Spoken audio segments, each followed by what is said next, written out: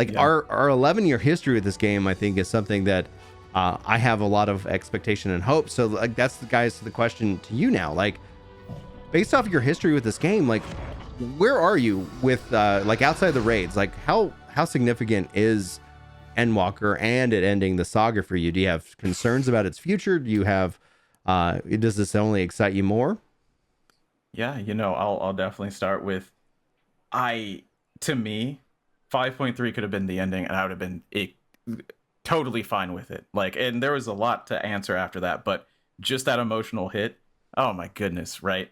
So Endwalker, to me, they're basically playing with the bank's money. Like, they already have me, honestly, right? Like, they could catastrophically destroy the story somehow. I don't believe that it's possible. But for me, I'm more excited to see what is happening. I'm not really bracing or like, oh man, what if I don't like this? I'm just like, hey, it's gonna be good, right? We know the quality that they're trying to hit, and they're gonna wrap things up in a way that I frankly have no idea. I have no idea how they could do it.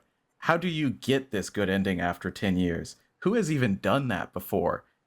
Other than maybe Marvel, right? This is Infinity War Endgame of Final Fantasy 14. Are you gonna Marvel or are you gonna Game of Thrones? Yeah. See, that's the other way. I get nervous. To be a pessimist in the room, I get nervous when you get like that last season of Community that doesn't need to be there.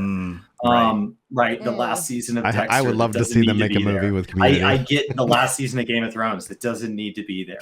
Like I get nervous at that point because you set such a high bar.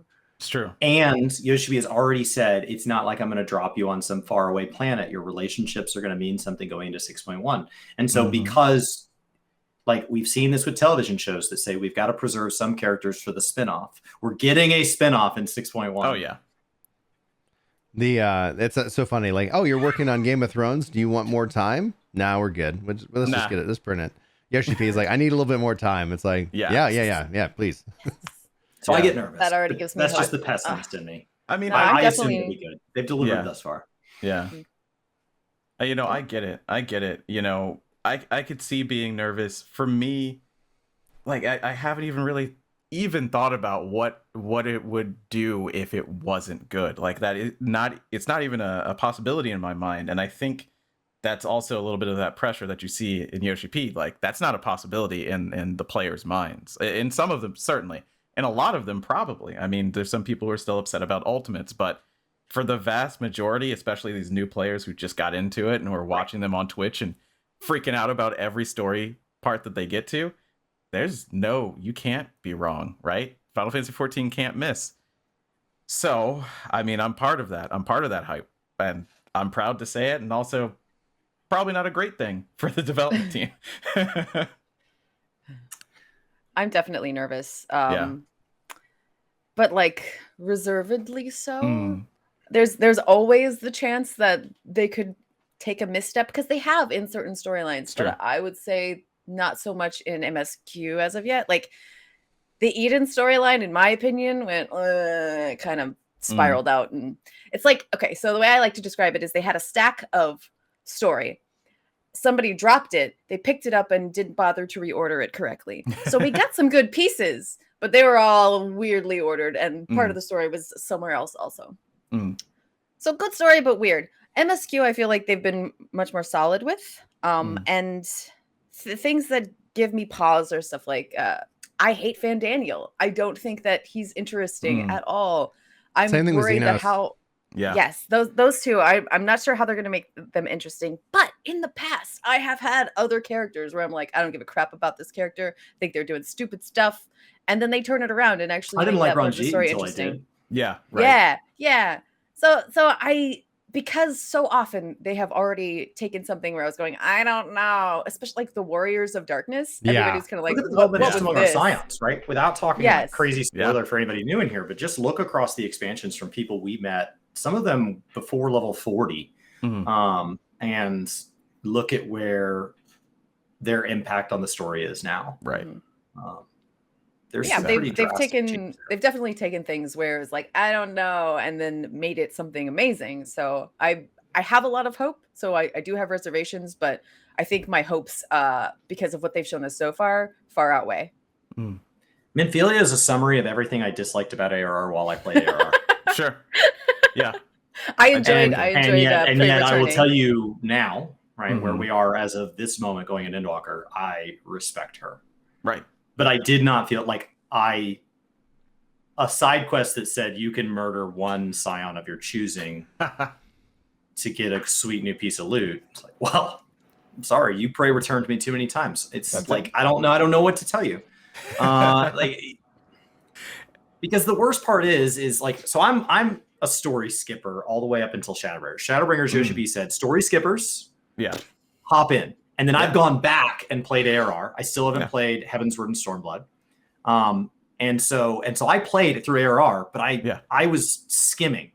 I was blowing through things. Yeah. So all some characters were to me was consistent quest givers and people that appeared in cutscenes. Mm-hmm.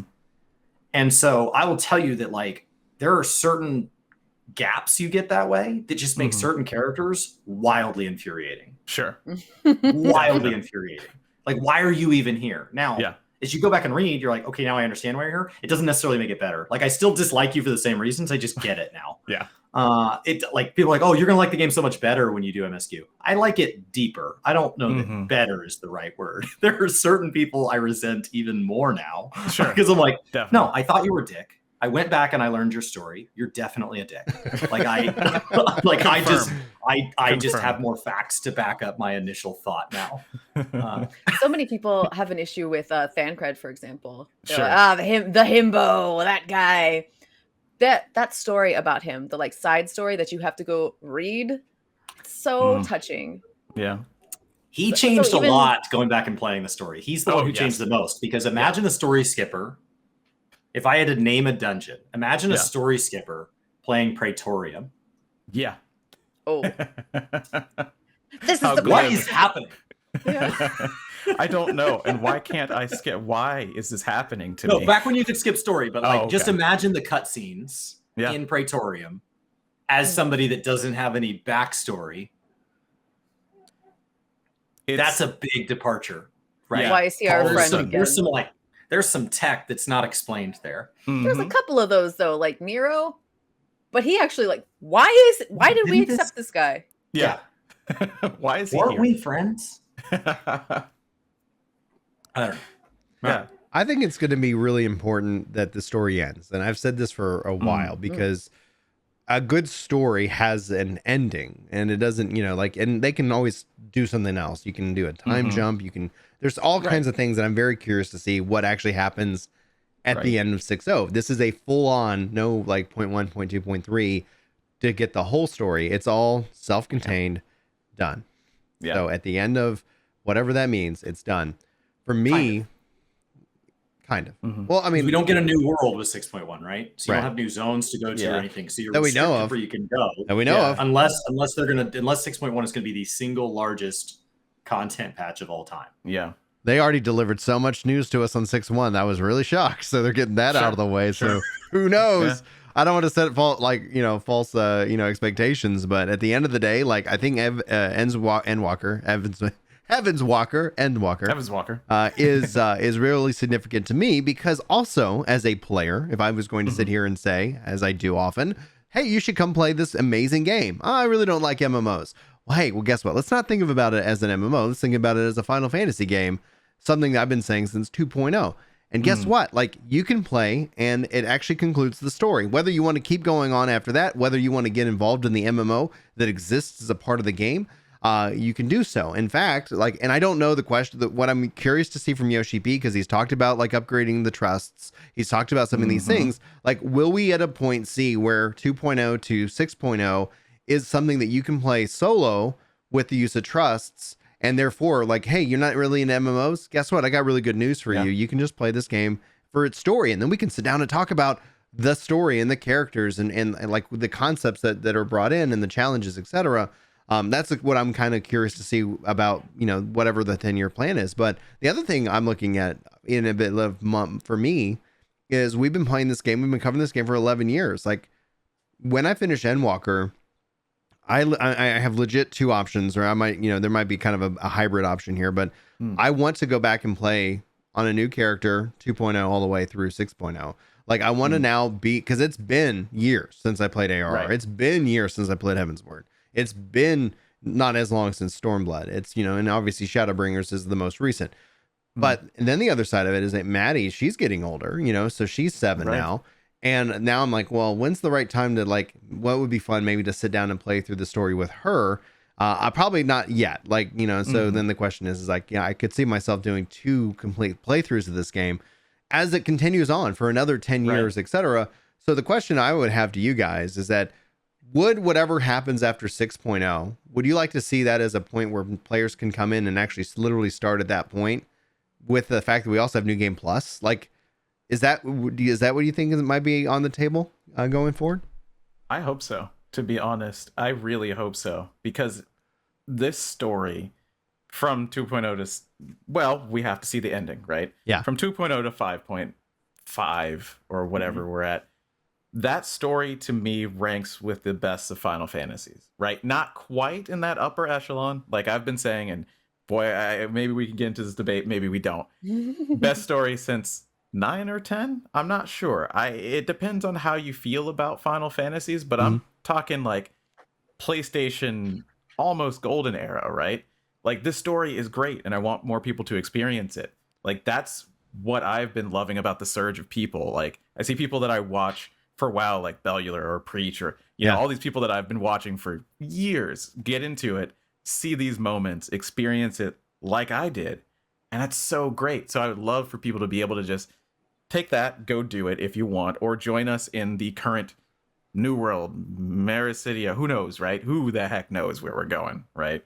Could be another chart, who knows? But I'd love to see that kind of cut and then go, yeah, you can go experience that single player if you'd like. Or you could just start from here. That's a huge undertaking. I don't know if they do it, but I'd love to see it. Right. Narratively, it's actually an easier undertaking because you just write that in. But when you talk about mechanics, you need to go back and recreate the ability for people to come in as level 1 characters and go through a new Hall of the Novice experience, be retaught all the mechanics we know by now, time action events, stack mechanics, turn around for the eye, all these things that have been ingrained. Today, my raid roulette was A11. That's the first time a time action event I can ever think of. And back then you just clicked once. And so the first time you come across the eye, you can look at it as long as you don't stand in it and look at it. And so there's these weird things that could be done better, but they would have to be redone. So that would require, it won't be 6.1. I think the on-ramp, if anything, would be a 7.0 thing, because you would have to do what WoW did with Shadowlands, where you go make a brand new starting zone. I before Shadowlands dropped, I said that starting zone is the greatest gift to the long-term health of WoW that they could ever do. Shadowlands could be a disaster and that zone would still be good. I just don't think Shadowlands will be. And that part of my statement was wrong. But that zone is still an immense gift to the community. And all the existing players I don't really like it. It's not for you. It's not for you, It's for the WoW sprouts. That's what it's for. And so they could absolutely do that, but it's a mechanical thing that's slowing them down. And narrative, from my point of view, it's by far the least narrative guy on this podcast. Mechanical is where I see all the issues, but I play this game for mechanics. That's what I like. MMOs. And I think Final Fantasy belongs in the Final Fantasy universe every bit as much as ESO is a place for Elder Scrolls fans to just go, fan out and just be exciting and just geek out. And some people are like, oh, well, this MMO isn't perfect. That's fine, because it's just as much fan service as it is MMO. And so I think 14 does a great job of doing that, where there are times that we just do fan service, just for the sake of it. The Dragon Quest event.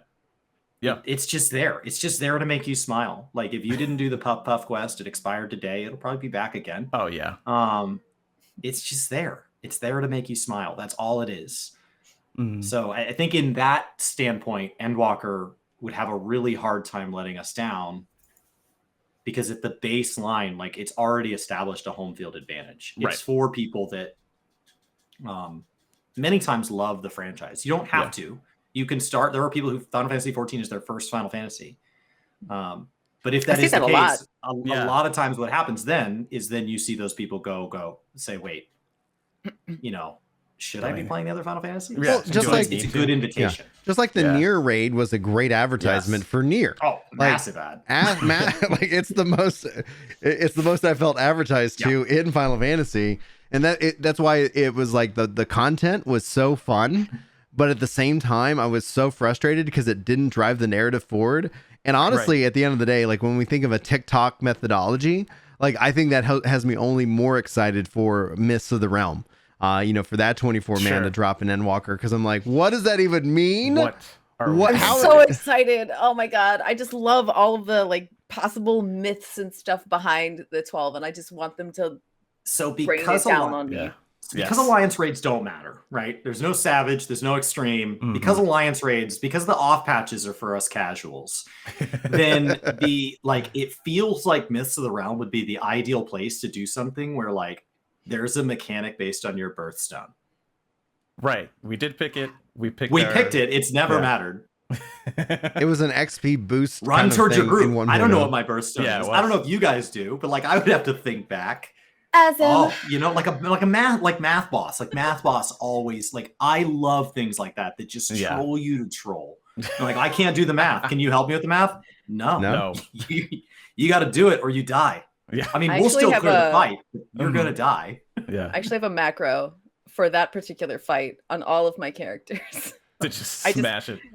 Yep, just hit the button. This is where you need to stand. Thank you. I was gonna say I didn't think about having people being able to start from 6.1 in terms of mechanics. That's a very good point. That would be so hard to do if they were just like, all right, start here. Also, probably go back and find other things. That starting zone is would be perfect. Yeah. That said, like it would be such a shame for people to miss out on what we've seen so far. But they have New Game Plus, undertaking. Though. They have you get more player choice. So it's like, you know what? I want to start. This is a new saga. People and then they get interested in this new saga. Then it's like, what happened prior? It's like, so then all of a sudden it's like, well, check out New Game Plus because it's right all there, ready for you to rock and roll. Go have fun. Is that not what the MCU? Both options. Yeah. So the MCU, there's a ton of people. My wife did not grow up reading comic books. My wife did not grow up playing Marvel-based video games, as opposed to like I have Marvel-based video games. Like I have Marvel and DC video games on my shelf over there. For like the Sega, for like old stuff. Yeah. And so like I grew up with those things. And so Endwalker is this huge fan service. But to my wife, she just likes action films. She likes them to be a little over the top. And so it's not for me to say she didn't enjoy that movie or that I somehow enjoyed it more or less than her. Like that's not my place. We sat down to a movie. We both walked out. We both enjoyed it. That's a personal experience. Even though we viewed the exact same footage. But when she then says, so who is that person? That's an opportunity. And so Final Fantasy itself, A Realm Reborn, starts in medias res. Our character gets off a boat or a caravan or whatever your starting city is. And there's already action going. Action that it seems, if you go back and play it, your character seems to have some knowledge that you don't. They seem to be at home in this world. And there are things that they seem to just grasp, like, right? They show up and they have a weapon, and yet it feels like they're teaching you to be a warrior, not your character to be a warrior. Sure. And so there is this kind of weird, like, am I the warrior of light or am I playing as the warrior of light? And then who are these scions? And so there's already action going on. And so starting with, say, Shadowbringers or starting with Endwalker or starting with 7.0 as your starting point is no different. It's still you're starting in the middle of the story. The difference is that some of your players, some of your colleagues did play what was before, as opposed to many 2.0 players didn't play 1.0 and don't have the ability to go back and do that. So I think it's a really neat opportunity to say, if you enjoyed this, for me, ARR is too slow.